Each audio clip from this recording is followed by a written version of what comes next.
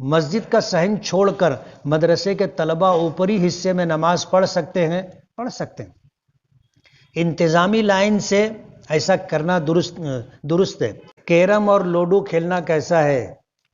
یہ وقت کی بربادی ہے، اور اگر اس سے احکام الہی نماز چھوٹ جائیں، ماں باپ نے منع کیا، ہم نے ان کی نافرمانی کر رہے ہیں، تو یہ گناہ ہے۔ غسل کرنے سے پہلے برہنہ ہو کر وضو کیا پھر غسل کیا تو کیا وضو اس وضو سے نماز و تلاوت کر سکتا ہے؟ کر سکتا ہے۔ تنہائی میں غسل کرتے ہوئے برہنہ ہونے کی شرعاً اجازت ہے، اور وضو ٹوٹنے والے نواقض وضو میں برہنہ ہونا نہیں ہے۔ ایک آدمی وضو سے تھا اور کپڑے اتار دیا تو اس کا وضو نہیں ٹوٹے گا۔ کھانا کھانے کی دعا کون سی ہے؟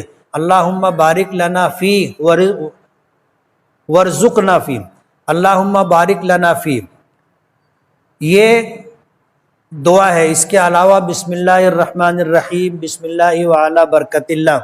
مدرسے میں زکوٰۃ کا جو مال دیا جاتا ہے وہ کہاں خرچ ہوتا ہے؟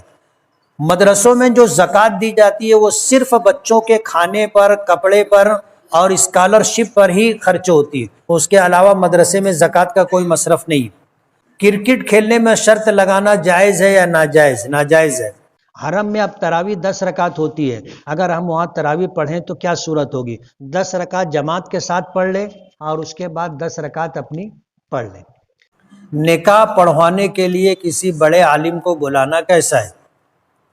اصل میں ہماری شریعت کا ایک مزاج ہے، اور وہ مزاج یہ ہے کہ اللہ کے نیک اور متقی پرہیزگار لوگوں سے تعلق بڑھانا، اس نیکی اور تقوی کی وجہ سے خیرات و برکات ملتی۔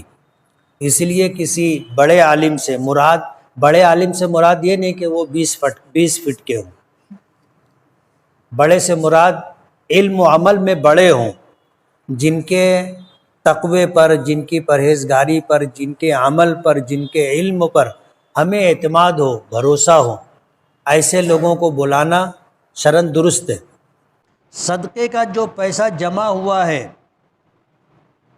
وہی دینا ہوگا یا پھر چھٹا پیسہ کروا کر دے سکتے؟ یہ جو روپیہ پیسہ ہوتا ہے اس میں تعین نہیں ہے۔ کسی نے ہم کو 100 روپیہ دیا کہ بھائی یہ زکوٰۃ ہے، آپ کہیں دے دیں، ہم نے وہ پیسہ رکھ لیا، اب ہمارے پیسوں میں وہ 100 کی نوٹ مل گئی، ہماری جیب میں اور بھی 100 کی نوٹ تھی، اب آدمی پریشان ہو جائے کہ یار مجھ کو کون سی نوٹ ملی تھی۔ وہی نوٹ دینا ضروری نہیں ہے۔ 100 روپیہ ملا تھا، آپ نے 100 روپیہ دے دیا، زکوٰۃ ادا ہو گئی۔ یہی حال صدقے کا بھی ہے۔ نماز میں جلسے کی دعا کیا ہے؟ اور وہ دونوں سجدے سے اٹھنے کے بعد پڑھنی ہوگی کیا؟ جلسہ نماز میں ایک حالت ایسی ہے جس کو جلسہ کہتے ہیں، اور وہ دونوں سجدوں کے درمیان جب آدمی بیٹھتا ہے اس کو جلسہ کہا جاتا ہے۔ ہمارا جلسہ تو اسٹیج والا کہلاتا ہے نا، وہ جلسہ نہیں۔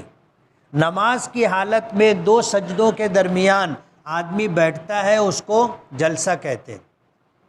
اس میں دعا ہے، اللہم اغفر لی وارحمنی وعافنی واہدنی وارزقنی، بعض حدیثوں میں واہدنی تک ہے، اور یہ دعا پڑھنا چاہیے۔ عمرے پر گئے ہوئے حضرات سے حضور کے روضہ مبارک پر سلام کے ساتھ ساتھ مغفرت کی دعا کی درخواست کرانا کیسا ہے؟ کروا سکتے ہیں۔ سفارش کی بھی گزارش کر سکتے ہیں کہ اللہ کے رسول کو سلام بھی پیش کر دینا اور گزارش بھی کر دینا کہ ہمارے لیے دعا کریں، کر سکتے ہیں۔ ہمارا خود گھر ہو جائے اس کے لیے کوئی وظیفہ بتائے، استغفار کثرت سے پڑھنے کا۔ عمرہ کرنے کی فضیلت کیا ہے؟ ایک عمرہ دوسرے عمرے کے درمیان جو نافرمانی گناہ ہو گئے وہ معافی کا ذریعہ ہے۔ شہر کے سیٹھ حضرات زکوٰۃ نہ دینا پڑے، رمضان کے پہلے زمین پلاٹ، کارخانہ، بلڈنگ وغیرہ کا کام شروع کر دیتے ہیں، یہ کہاں تک درست ہے؟ اگر ان کی نیت زکوٰۃ بچانے کی ہے تو آپ سمجھ سکتے ہو جیسی نیت ویسی برکت، اور اگر یہ نیت نہیں ہے کہ زکوٰۃ بچانا ہے ایک نظام بنا، پروگرام بنا، انہوں نے زمین خرید لی، شیڈ بنانا شروع کر دیا، گھر بنانا شروع کر دیا، تو بنا سکتے۔ نماز میں خشوع اور خضوع کیسے پیدا ہوگا؟ جب ہم نماز پڑھتے ہیں تو اپنی توجہ سمیٹ کے رکھنا چاہیے، اور توجہ سمیٹنے کا مطلب یہ ہے کہ اپنے اگر قرآن کریم پڑھ رہے ہیں تو اس کو سمجھ کے غور کر کے پڑھیں، اور اگر ہم امام کی اقتداء میں ہیں تو امام کا پڑھنا توجہ کے ساتھ سنیں، کیا پڑھ رہے ہیں امام سے، سمجھ میں آئے نہیں آئے الگ بات ہے، لیکن کان لگا کر کے توجہ سے سننا چاہیے۔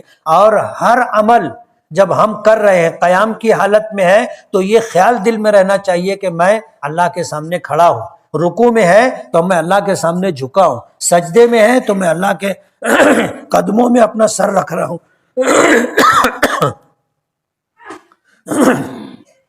اس طرح اگر ہم اپنے سوچ کو سمیٹ کے رکھیں گے تو نماز میں خشوع اور خضوع پیدا ہوگا۔ سجدے میں دونوں ہاتھوں کو منہ سے کتنی دور رکھنا چاہیے؟ بازو میں رکھنا چاہیے، اور بازو کا مطلب یہ ہے کہ بازو والے کو تکلیف نہ ہو، سمجھ رہے ہو؟ اپنا ہاتھ قریب رکھیں گے کہ اپنا دونوں ہاتھوں کے درمیان سجدہ کرنا ہے، تو اتنی جگہ چھوڑی جائے گی جتنی جگہ میں سجدہ ہو سکے۔ اب ایسا نہیں کہ ہم لوگ ہاتھ ایسے رکھیں، ظاہر بات ہے آزو بازو والوں کو تکلیف ہوگی، تو اس کا خیال رکھیں۔ ترنگے کا کیا مطلب ہے؟ ترنگے کے معنی 3 رنگ والا ہے۔